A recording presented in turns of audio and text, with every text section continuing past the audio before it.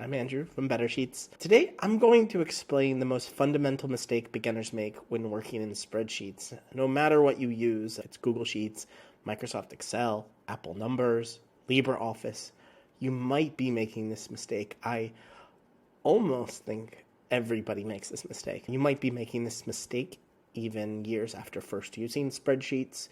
And you know what? This is a silly mistake to make, and it's not life-threatening. No one's ever going to correct you unless there's someone like me who thinks that we can make better sheets, thinks that we can do better with our time and get over this mistake.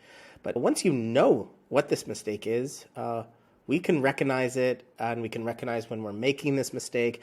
And then in this video, I'll show you some very simple changes that you can make to your spreadsheets as you're making this mistake, and you'll never make this mistake again. Or you'll catch yourself very early on, and you'll be able to catch others. So what's the mistake? You might be wondering. You're chomping at the bit, right? You're like, what is this?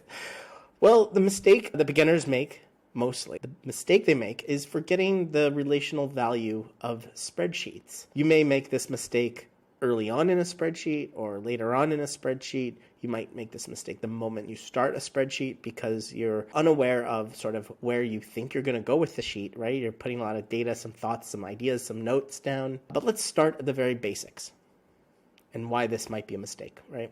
So rows are relations. Everything on a row, across a row in a spreadsheet, is something that is related to one another. And columns are also relations. Now, that means that every cell in a column should be related to each other, and every cell in a row should be related to each other. In addition to that, and this goes a little beyond the single mistake that we're talking about in this video, but beyond that, you can make the assumption that everything on a single sheet or a single tab should be related. Everything in a worksheet, all the data in a single Google Sheets file is related. Now, when we forget about that, we make this mistake. We make the mistake of adding data or notes or things that just aren't related. A new software, interesting enough, new software that is sort of post-spreadsheet actually exacerbates this problem and exacerbates the mistake and, in fact, sort of leans into this mistake and doesn't solve it. So something like Notion, where you can start throwing down ideas and data together, they allow you to make this mistake, and they don't solve for it. They don't solve that this mistake happens. You have some notes, some data, everything there. Something like Airtable as well might seem like a solution where you have a record and you can view it in different ways, and you can edit that record on many different views.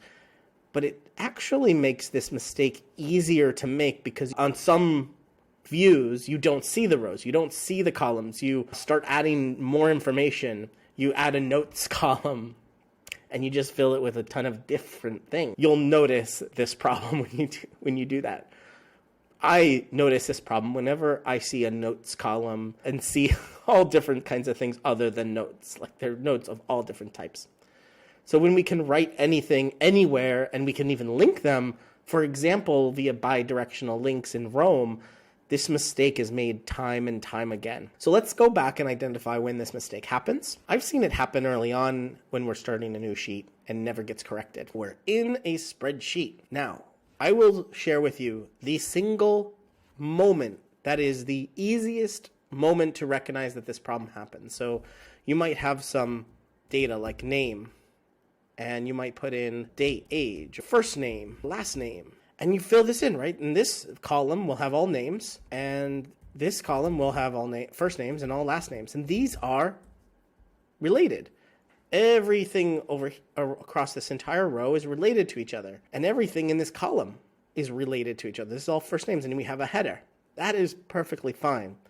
Here is the mistake that people make. You usually see someone make a smaller column. They will fill it with black, and then they will do some kind of formula here, like equals unique for column A.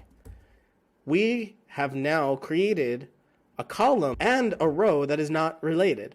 This row across is not related to each other. We have this black bar.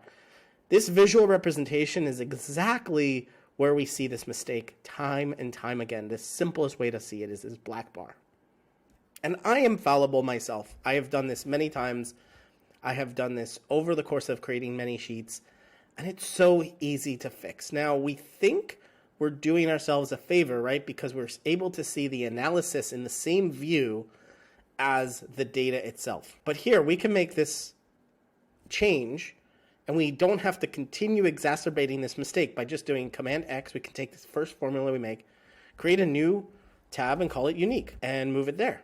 And actually just paste it there. If we cut it, we do Command X and cut and paste, we don't have to go back and delete it. But now, what's interesting about this mistake too is now we know we don't need any more data on this sheet. So we can actually do one thing better.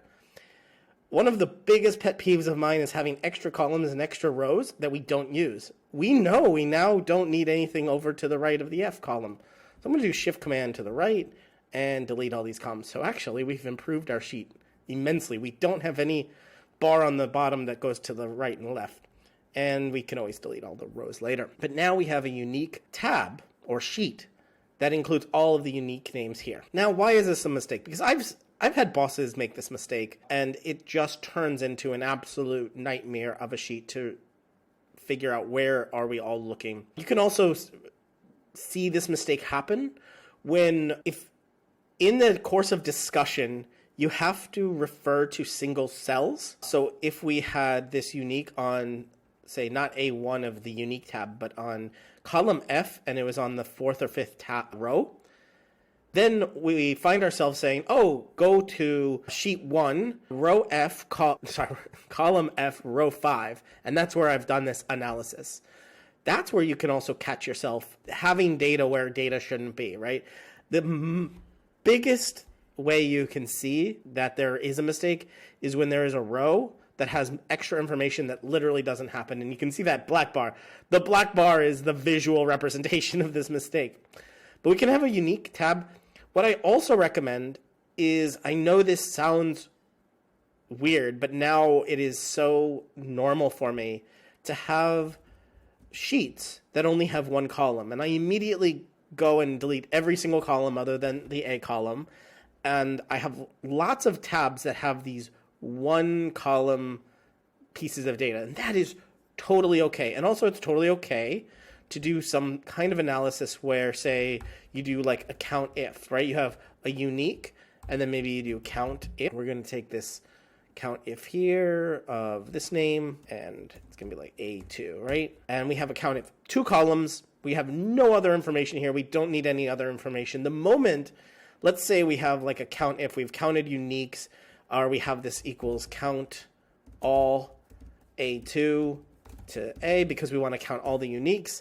Now look at this. This name is the title of this column, and it has nothing to do with this number. This is the second way that you can see this mistake. If you have data in the header column that's not a header, then you have a problem. There is a slightly sort of gray area. If we have a header and we insert a row, let's actually just move a row above it. And let's say we have like counts. This is hard to see that this is a mistake, but it sort of is. If we have like a count equals count all B2, nope, B3 to B, and we have this across, I would say that this is also a mistake. And this is a very small mistake because it makes sense that, like, oh, we have these columns and we want to do some analysis of this column and we want to view it right here, right away. Totally, this is not totally okay. Again, it's 50-50, it's a gray area. I would put this on a summary page. I would create a summary, and now what you can do is have, or I would even put it on a data page. So I would do sort of take this information, put it on a data page, and say maybe equals, you know, I would do this, right? I'd take these rows, transpose them, and then do count all. Do something like this. It only takes a few moments to do this change, right? And now we have some data about our sheet. We have a summary of that data, getting the best points, and we know, and it's all labeled. We don't have to do spreadsheets. We don't have to rethink spreadsheets. This is where spreadsheets are very powerful, when we have rows that are related and we have columns that are related. That is quite specifically the reason spreadsheets exist. That they have cells, they have rows, they have columns that are A, B, C. They have rows that are 1, 2, 3. This is the reason why spreadsheets exist. So thank you for watching this. I hope you don't make this silly mistake, the simplest mistake to make in Google Sheets.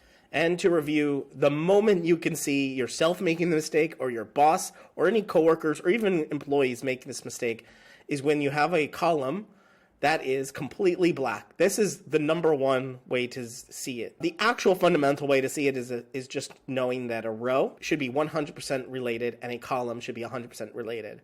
If you have any data that's not related to that row or that column, put it on another tab. That is the number one way to fix this mistake. The worst way to fix this mistake is using something like Airtable. We love Google Sheets here. If you love Google Sheets as well, take a look at our Facebook page, facebook.com/groups/I love Google Sheets, and join us over at Better Sheets. Hope you enjoyed this video and learned something from it. Thanks for watching. Bye.